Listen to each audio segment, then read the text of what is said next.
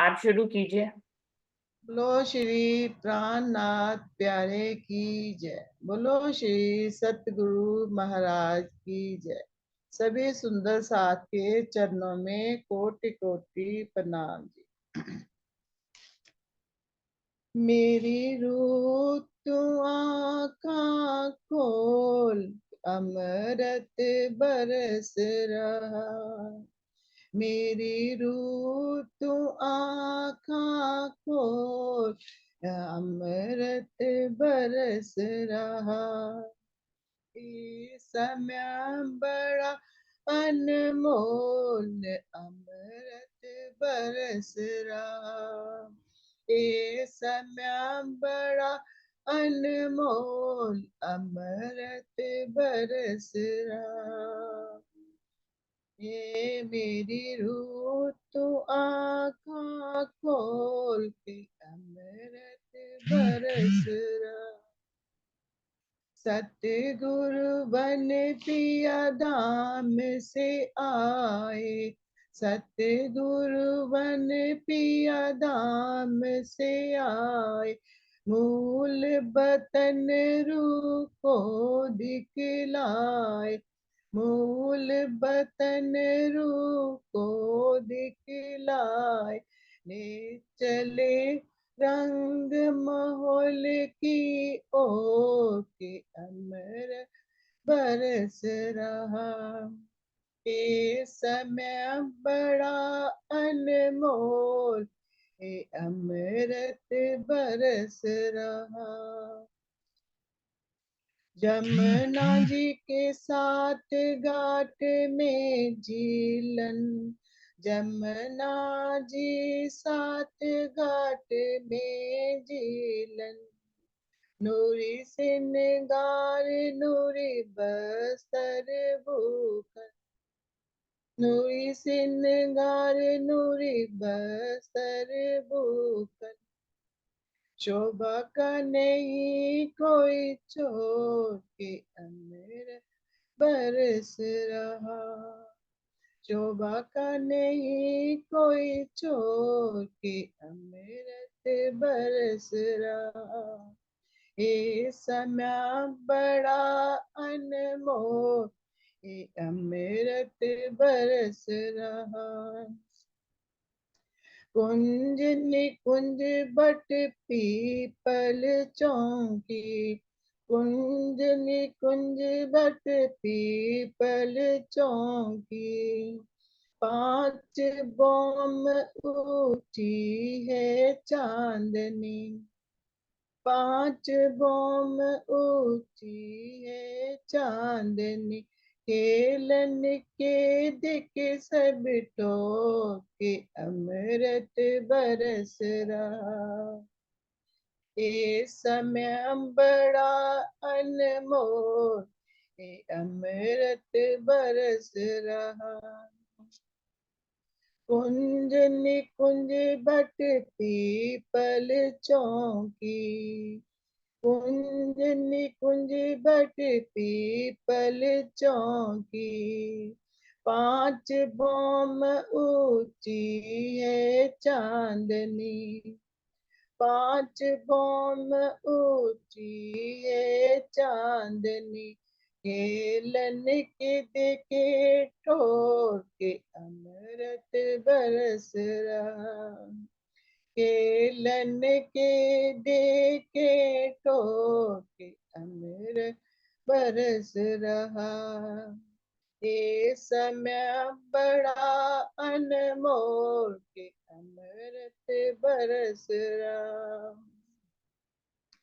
फूल बाग और नूर बाग में, फूल बाग और नूर बाग में। खेलन आए पश्चिम चौगान में, खेलन आए पिया पश्चिम चौगान में। खुशबू है पवनपुर जोर के, अमृत बरस रहा।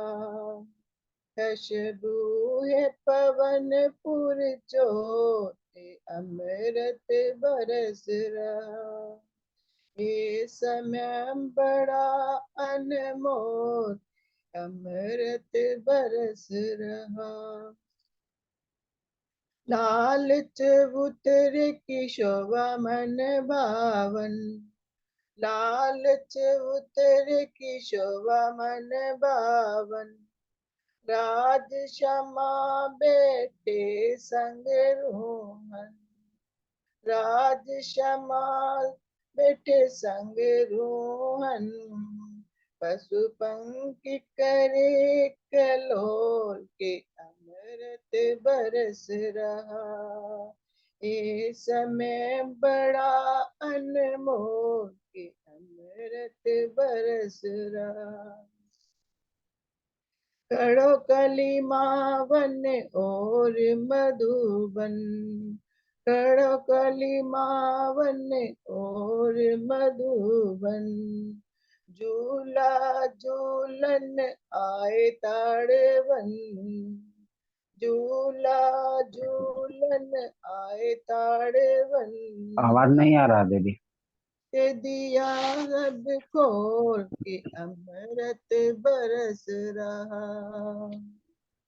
ये समय बड़ा अनमोल के अमृत बरस रहा। नौ बोम दसवीं आकाश का नजारा, नौ बोम दसवीं दीदी आवाज आकाश नहीं आ रही है आपकी।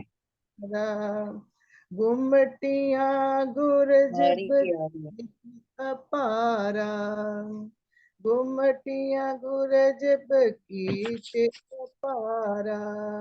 चह बच्चे बरे चहु ओ के अमर बरस रहा। ये समय बड़ा अनमोल के अमृत बरस रहा। ये समय बड़ा अनमोल अमृत बरस रहा। सभी सुंदर साथ के चरणों में।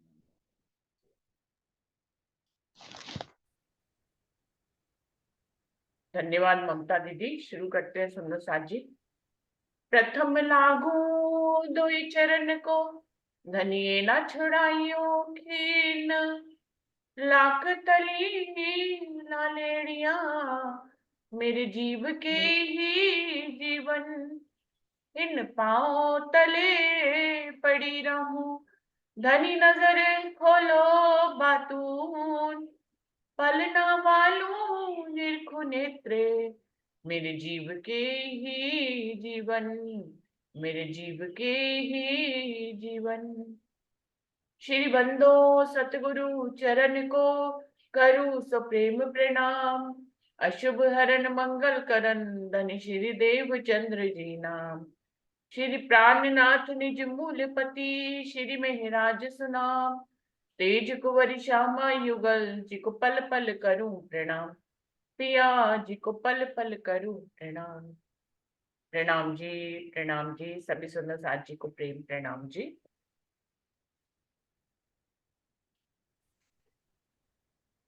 जी त्यों सुख जेता हक का, पहुंचत है बड़ी रूह को। बड़ी रूह का सुख रूहन, आवत है सब मोह। श्री राजी महाराज का जितना सुख श्यामा रानी को मिलता है, उतना ही श्यामा रानी का सुख सब रूहों में आ जाता है। या भूखन या वस्त्र श्रृंगार के बखत, एक पहने सुख दूजी को। यूं सबो सुख होत अंतत। श्रृंगार के समय में एक सखी वस्त्र और भूषण धारण करती है, तो सुख दूसरी को होता है। इसी तरह से सभी सखियों को सुख मिलता है। राधा रानी को सुख देते हैं, श्यामा रानी रूहों को। दीदी हाँ इन्हीं जी। का भाव ही बता देते। देखिए वो कह तो यही रहे हैं ना, इसमें ऊपर 12वीं चौपाई में भी ये था कि जैसे जड़ में, वृक्ष की जड़ में जल दिया जाता है, वो पहुंच पत्ते पत्ते डाली डाली में जाता है। ऐसे ही वो कह रहे हैं कि वहां पे राज्य के हृदय से ही सारा सुख सब तरफ पूरे परम धाम के जर्रे जर्रे में पहुंच जाता है। उसके लिए किसी को अलग से कुछ नहीं करना पड़ता। इसी को वाहिदत कहते हैं कि एक राज्य के दिल से सब कनेक्टेड है। अब वो कह रहे हैं कि जितना सुख श्यामा महारानी को मिलता है उतना ही सुख रूहों को भी मिलता है, उतना ही सुख पशु पक्षियों को भी मिलता है। अब आप कहेंगे कि रूहों को उतना सुख मिलना तो जायज है, लेकिन पशु पक्षियों को उतना सुख क्यों मिल रहा है? तो परम धाम में सुख की कमी नहीं है, मतलब वहां पे कम और ज्यादा के रूप में नहीं तोला जा सकता सुंदर सा जी। वरना सारा मापदंड परम धाम का जो है वो गलत हो जाएगा। फिर तो दुनिया जैसा हो गया कि दुनिया में पशु पक्षियों के पास ज्यादा बुद्धि नहीं है तो वो उतना सुख नहीं ले सकते, लेकिन एक मनुष्य तन में ज्यादा बुद्धि है तो वो ज्यादा सुख ले सकता है। ये कालमाया के ब्रह्मांड का नियम है, परम धाम का ये नियम नहीं है। हम क्योंकि यहीं के नियम के हिसाब से सोचते तो हमको लगता है कि पशु पक्षियों में थोड़ा कम होना चाहिए, पर ऐसा है नहीं परम धाम में। परम धाम में जब वहां पे पशु पक्षी भी राज्य का ही स्वरूप है और राज्य ही उन्हें सुख देते हैं, उनको सुख उनका कोई उन्हीं के बराबर वाला व्यक्तित्व तो सुख नहीं देता है। जैसे कि पशु पक्षी आपस में ही सुख लेते हैं, यहाँ पे काल माया के ब्रह्मांड में मनुष्य मनुष्य से सुख लेते हैं। तो इस तरह से होता है, लेकिन परम धाम में ऐसा नियम नहीं है। परम धाम में सब जो है राज्य के ही स्वरूप है और राज्य से ही उनको सुख देते हैं, उन्हीं का ही स्वरूप बन के। मान लीजिए शेर है तो शेरनी बनकर राज्य उनको सुख देंगे या शेर बनकर सुख देंगे। तो इस प्रकार से वहां पर सब राज्य के स्वरूप है और उनके हर स्वरूप में राज्य महाराज है। तो जब राज्य सुख देंगे तो राज्य कम नहीं सुख दे सकते, फिर वो बराबर होगा। फिर जितना श्यामा महारानी का सुख होगा उतना ही रूहों का सुख होगा। और सुंदर साथ जी, हमें यहाँ तक सोचना है कि पशु पक्षियों का भी सुख उतने ही बराबर है, क्योंकि हम यहाँ तक तो सोच लेंगे, यहाँ तक तो हम अपनी विचारधारा को ले जाएंगे कि श्यामा महारानी जितना सुखी हम रूहों का भी है। लेकिन हम यहाँ तक विचारधारा नहीं ले जा पाते कि पशु पक्षियों को भी उतना ही सुख मिलता है। और तो और सुंदर साथ से मैंने ये भी सुना है कि वो लक्ष्मी जी को भी नहीं समझ पाते हैं, या जानकर भी उतना सोच नहीं बड़ी कर पाते अपनी परमधाम के अनुसार कि लक्ष्मी जी को भी उतना ही सुख मिलता है जितना श्यामा महारानी को मिलता है। तो आपको हम सबको क्या करना है, परमधाम की चितवन करते समय या परमधाम का विचार करते समय या उसके भावों में जाते समय हमें अपनी विचारधारा को काल माया के नियमों से अलग ले जाकर सोचना पड़ेगा। तब हम ये जान पाएंगे कि महालक्ष्मी को भी श्यामा महारानी जैसा सुख मिलता है। सागर में ही आएगा अभी ये वाली बात कि महालक्ष्मी को भी उतना ही सुख मिलता है जितना श्यामा महारानी को मिलता है, जितना सखियों को मिलता है। पशु पक्षियों को भी उतना ही सुख मिलता है जितना श्यामा महारानी और सखियों को मिलता है। इन दो चौपाइयों में यही बात बता रहे हैं कि इतनी गहरी वायदत है वहां पर। गहरी भी क्या कहना चाहिए, वायदत ही है, वो ऐसी ही है कि एक सखी कोई आभूषण या वस्त्र पहनती है श्रृंगार के समय तो दूसरी सखी को भी वही वस्त्र और आभूषण का सुख मिलता है। इवन कोई सखी यदि राज्य को कोई श्रृंगार कराती है, एक सखी नहीं करा रही है, एक सखी राज्य को श्रृंगार करा रही है, लेकिन जो श्रृंगार करा रही है और जो श्रृंगार नहीं करा रही है उसको भी उतना ही सुख मिल रहा है रटकी जैसे मैं भी राज्य को श्रृंगार करा रही हूँ। तभी तो उस दिन भी बात हो रही थी जब पहला प्रकरण पढ़ा था कि मूल मिलावे में कोई धनी के चरणों के पास बैठी है, कोई कठेड़े के पास बैठी है, दोनों में कोई अंतर नहीं है। कठेड़े के पास वाली भी राज्य के चरणों का सुख ले रही है और चरणों के पास बैठी वाली भी कठेड़े और तकियों का सुख ले रही है। तो इस तरह की वायदत वहां पर है। इसको हमें बहुत गहराई से समझना पड़ेगा और इसको हम सिर्फ ज्ञान के रूप में ही आत्मसात ना करें। इस गहराई को हमें चितवन में भी आत्मसात करना है, क्योंकि सोच में तो फिर हम बातें कर लेंगे, शब्दों में भी बातें कर लेंगे इतनी बड़ी बड़ी, लेकिन जब हम चलने लगते हैं परमधाम तो फिर ये हमारी सोच जो है वो उसको काम आना चाहिए, तभी हम इस ढंग की चितवन करें।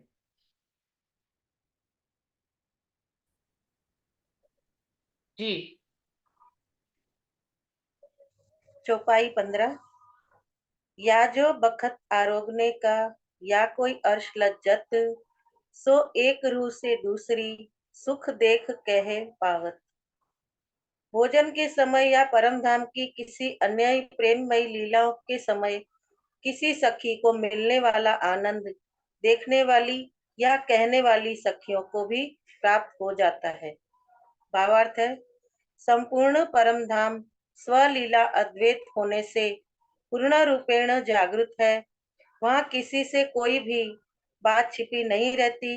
किसी लीला के समय यदि कोई सखी वहां उपस्थित न हो तो भी इच्छा मात्र से वह सब कुछ देखती है और उस आनंद का रसपान करती है। इस चौपाई में देखने या कहने से समान आनंद मिलने की बात केवल वायदत को समझाने के लिए है। यहाँ कहा गया है कि इच्छा मात्र से ही हम सब कुछ देख लेते हैं, सब कुछ जान लेते हैं। यहाँ की तरह नहीं है कि जहाँ अगर सामने गए हैं तो ही हमको दिखाई देगा, वरना नहीं दिखाई देगा। अंदर दिल में जैसे ही उपजता है वो सामने आ जाता है, कुछ भी सब सामने दिखाई देता है, मतलब कुछ भी छुपा नहीं रहता। चौपाई 16।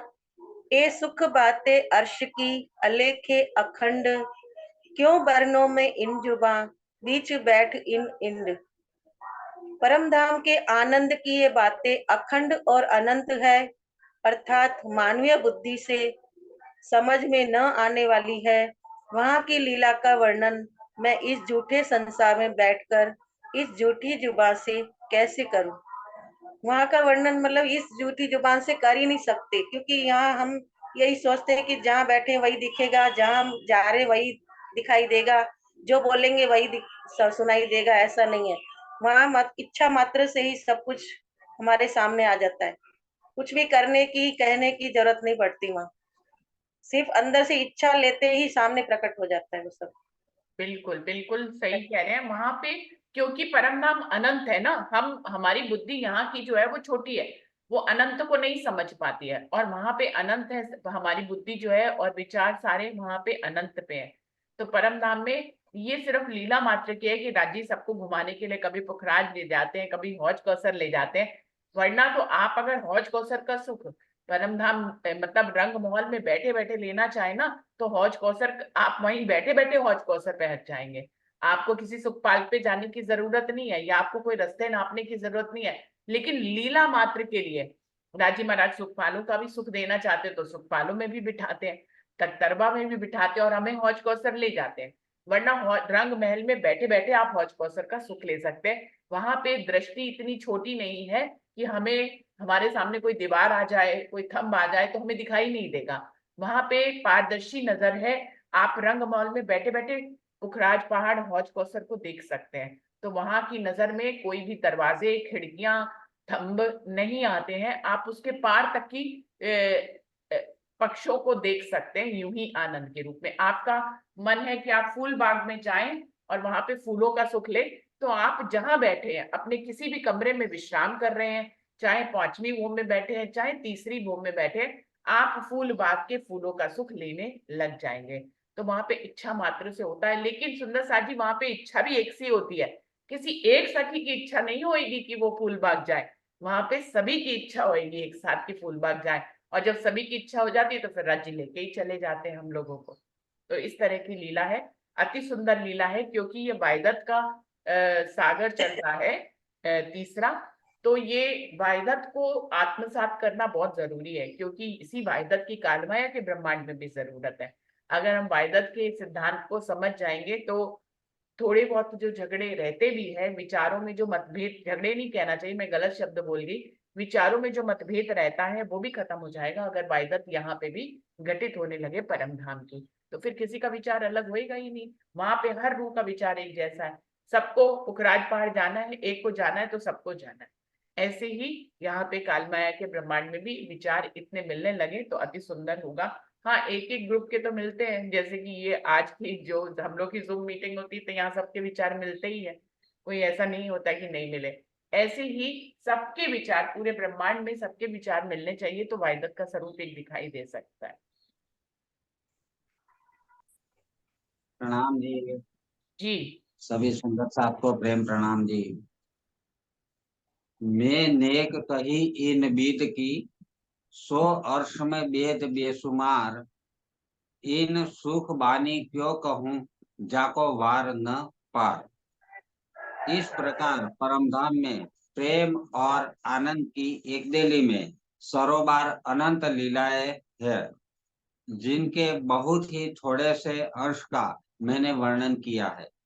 एक दिली के जिस आनंद की कोई सीमा ही न हो, उसका वर्णन में इस संसार में इस संसार के सुख मुख और शब्दों में कैसे करूं। तो कहा रसूल ने अर्श में वाहिदत, सो कहा इन मायने, ये रूहे एक दिल एक चित। इसलिए तो मोहम्मद साहब ने कहा है कि परमधाम में वहदत है। उन्होंने ऐसा इसलिए कहा है क्योंकि सभी सखियों का दिल और मन एक ही है। चौपाई 19। एक रूह सुख लेत है, सुख पावत 12,000। तो वही जो चीज अर्श की, सो चीजे चीज अपार। कोई एक सखी जिस आनंद को प्राप्त करती है, वह संपूर्ण 12,000 को प्राप्त होता है। यही कारण है कि परमधाम की प्रत्येक वस्तु का निर्माण अनंत है। इसका भावार्थ स्वामी जी ने बताया है कि अक्षरातीत को किसी सीमा में नहीं बांधा जा सकता, क्योंकि वहदत के रूप में स्वयं धामधनी ही लीला करते हैं। इसीलिए वहां किसी भी पदार्थ की सीमा नहीं है। यदि एक सखी का भाव समाधि को ले, तब तो 12,000 कहाँ जाएगा। किंतु यदि 12,000 सखियों में से किसी एक का प्रसंग हो, तो शेष 11,999 सखियों के द्वारा सुख प्राप्त होने की बात होगी। यद्यपि परमधाम में सखियों की संख्या अनंत है, इस चौपाई में 12,000 का भाव सभी सखियों से है। तो दीदी ऐसा भाव आता है कि परमधाम में जो 12,000 इंद्रावती ने जो 12,000 का उपमा दी है और 12,000 की जो गिनती दी है, वो यहाँ के 12,000 के लिए ही गिनती दी है। लेकिन परमधाम में तो अनंता राज्य महाराज की आनंद लीला का अनंता अनंत स्वरूप है, अनंता अनंत सखिया है, अनंता अनंत सुख है। तो ये सभी में एक दिली होती है। ये 12,000 की गिनती में देखा जाए तो एक को जो अपने दिल में आता है, तो वो 11,999 सखियों के दिल में भी आ जाता है। लेकिन वो सब देता कौन है, तो अपने दिल में भी राज्य महाराज ये बात उपजाते हैं और हमसे तो सिर्फ ये बात करवाते हैं। हम जैसे कहा जाता है ना कि जैसे कि हम मोहरा बनते हैं, लेकिन 12,000 को वो सारा का सारा सुख प्राप्त होता है। ऐसा मेरा भाव है दीदी। प्रणाम जी। बिल्कुल बिल्कुल सही आपने कहा है कि सब कुछ राज्य के दिल से होता है। हम क्रियान्वित रूप में ऐसा लगता है कि हम कर रहे हैं, लेकिन राज्य के ही दिल से सब कुछ होता है। इस बात को लेकिन हम परमधाम में नहीं जानते थे ना नरेश भाई जी, तभी तो इश्करबद हो गया। अगर हमें ये पता होता कि सब राज्य के ही दिल से आता, आज हम कालमाया के ब्रह्मांड में बैठकर ये बात कह रहे हैं। अगर परमधाम में ये बात पता होती कि राज्य के दिल से ही हमारे दिल में आज इश्क आ रहा है, तो हम अपना इश्क बड़ा नहीं कहते, तो फिर इश्क रबद नहीं होता। तो लेकिन ये भी राज्य ने हमें घुमाकर हमसे ये कहलवा दिया कि इश्क हमारा बड़ा। ये भी हमने नहीं कहा, ये भी राज्य ने ही कहलवाया ठीक घुमवा है। के हमसे कि इश्क हमारा बड़ा, और इश्क रबद कर लिया। अपने इश्क को उन्होंने बड़ा कह दिया, हमने अपने इश्क को कह दिया। आज काल माया के ब्रह्मांड में हमें पता लग रहा है कि सब चीज का मूल तो राज्य है। खामखा में ही अपने इश्क को बड़ा कह दिया हमने। ना हमारा इश्क वहां बड़ा था, ना हमारा इश्क यहाँ बड़ा है। ना काल माया में हम बड़े साबित हो पाए, ना परम धाम में बड़े। हम तभी बड़े साबित हो सकते हैं जब हम राज्य के स्वरूप अपने आप को मान लें, चाहे काल माया में चाहे परम धाम में। अगर हम ये परम धाम में तो खैर नहीं जान सकते थे, लेकिन अब जाएंगे तो इस भेद को जानने के लिए ही राज्य महाराज ने खेल बनाया, तो अब हम इस भेद को जान जाएंगे। परम धाम में यहाँ तो जान ही गए हैं, परम धाम में भी जान जाएंगे। अब अपने इश्क को बड़ा कभी भी नहीं कहेंगे, क्योंकि हमें पता होगा कि सब कुछ का मूल तो असल में राज्य है। तो अब हम इलम के सागर में आए, हम इलम से बातें कर रहे हैं। परम धाम में जिस इलम से हम अवगत नहीं थे, अब हम जाकर उस इलम सागर से जाकर जब परम धाम में जाएंगे, इस इलम के सागर जो कालमाया का ब्रह्मांड है, जिसको इलम का सागर या मेहर का सागर भी कहते हैं, इससे जब हम परम धाम में जाएंगे तो हमारी उन्नति हो चुकी होगी। उन्नति से मतलब हमारी बुद्धि की उन्नति हो चुकी होगी। हमें पता लग गया जाएगा कि धनी ही मेहर करते हैं और उन्हीं के दिल से ही सब उपजता है। जो हमारे दिल में आता है, हम तो मात्र राज्य के अंग रूप है, बस इसी बात को जाने और हमारे अंग में वही बात आएगी जो राज्य के दिल में आएगी। इसको एक एग्जाम्पल से समझे कि मेरे दिल में जो बात आएगी, मेरा हाथ वही एक्शन करेगा। तो हम कौन है? हम राज्य के अंग है। जैसे ये हाथ मेरा अंग है, जैसे ये आंख मेरी अंग है, जैसे मेरा ये मुख मेरा अंग है, ऐसे ही हम सब कौन है? हम राज्य के अंग है। इसीलिए हमारे अंदर वही बात आएगी जो मेरे अंदर आएगी। जैसे मेरे दिल में कोई बात आएगी तो मेरा हाथ वैसे ही एक्शन करेगा। मेरे दिल में कोई बात आएगी तभी मेरी आंख झपकेगी। मेरे दिल में कोई बात आएगी तभी मेरे होठ कुछ कहेंगे। तो हम ये सब क्या है? ये सब मेरे अंग है, लेकिन ये किससे जुड़े हुए? मेरे दिल से, दिल के भावों से जुड़े हैं। मेरे दिल में जिस भी भाव का एक्शन करने का दिल आएगा, मैं वही एक्शन करूंगी। बिल्कुल ऐसा ही संबंध वहां पर राज्य और हमारे बीच में देखिए कितना करीबी है। हमें अपना हाथ कितना प्यारा है, अपनी आंख कितनी प्यारी है, अपने होठ कितने प्यारे हैं, अपना पूरा तन का एक एक अंग कितना प्यारा है। जितना प्यार हम अपने अंगों को करते हैं, उतना ही प्यार राज्य, बल्कि ये तो एक उदाहरण मात्र के लिए है, वास्तव में इससे भी गहरा संबंध है राज्य और रूहों का। तो राज्य कितना प्यार करते हैं अपनी रूहों से, जितना अपने अंगों से किया जाता है, और हम कितना प्यार करते हैं जितना हमें अपने दिल से प्यार होता है। तो सुंदर साथ जी बड़ा ही सुंदर यहाँ पे राज्य महाराज ने हमें बताया है वायदत का स्वरूप। जी। प्रणाम जी। जो कोई चीज अर्श में, बाग जिमी जानवर, ताको सुख बल इश्क का, पार न आवे क्यों एक कर। परम धाम में जो कुछ भी बाग, धरती या जानवर हैं, उनके बल या इश्क के आनंद की कोई सीमा नहीं है। परम धाम की धरती या बाग यहाँ की तरह स्थावर नहीं है, बल्कि वे भी प्रेम और आनंद के स्वरूप हैं। यहाँ की तरह स्थायी नहीं है, जड़ नहीं है वो वहाँ, बल्कि वे भी प्रेम और आनंद के ही स्वरूप है। वस्तुतः परमधाम का कण कण ही अक्षरातीत का स्वरूप है। या पशु या बिरख कोई अपार तीनों की बात, तो रूहों के सुख क्यों कहूँ, ये तो है हक की जात। चाहे कोई पशु हो या कोई वृक्ष हो, सबकी शोभा प्रेम और आनंद अनंत है। ऐसी अवस्था में अक्षरातीत पार ब्रह्म की अर्धांगिनी अंग स्वरूपा कहे जाने वाली ब्रह्म सृष्टियों के आनंद का वर्णन मैं कैसे करूं। प्रणाम।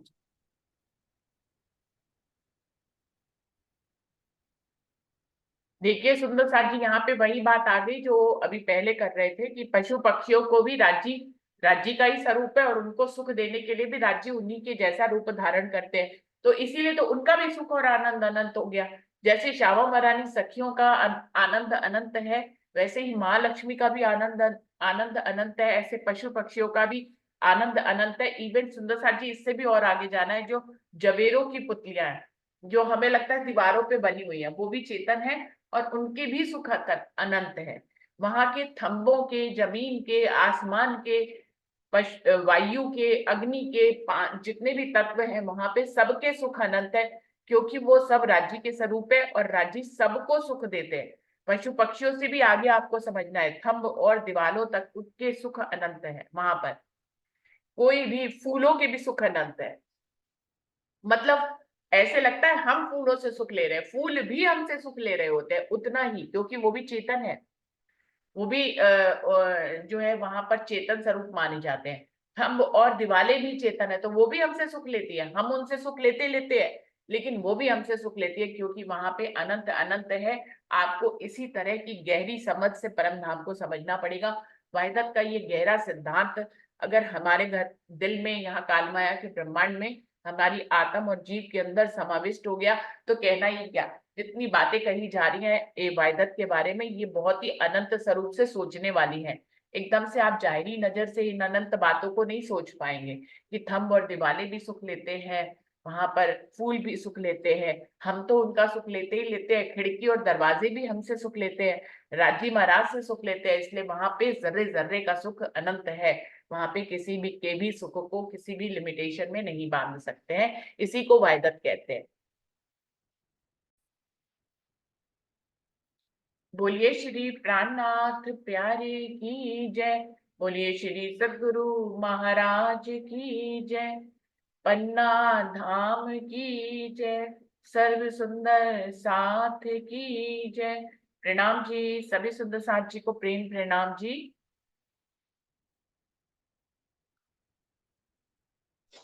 प्रणाम जी, प्रणाम जी।